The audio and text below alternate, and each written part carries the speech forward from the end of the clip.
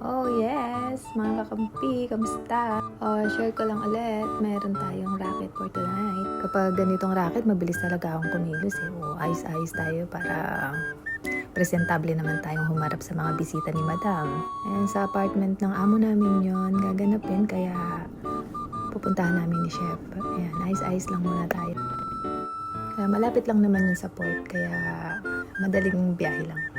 Alam niyo mga kakampi, kapag ka nagpapadinner yung amo, masarap magpunta.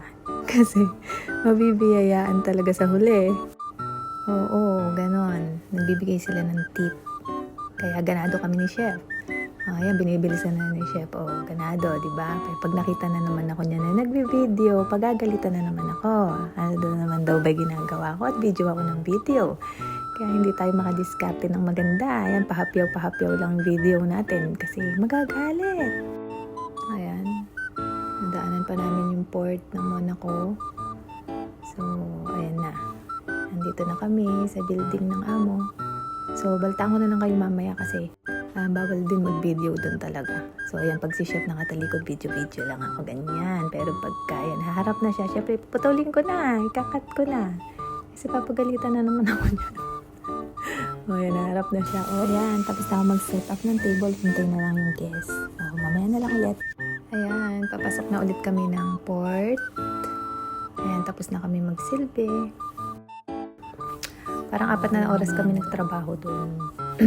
Kasi, time check, 10:56 na ng gabi. Napakahirap kumita talaga ng pera, ano? Puyat na din kasi 11 na, di ba? Yan, syempre nakakapagod din kahit 4 na oras lang kaming nagsilbi doon. Nabot na kami ng alas 11. Wala nang tao dito sa port. Kami na lang ni Chef ang nasa labas. Diba, mga tulog na sila. Kami na lang ang gising. Tahimik na dito sa port. Diba, ang ganda ng view. Thank you Lord. Good night sa inyo mga kakampi. Bye.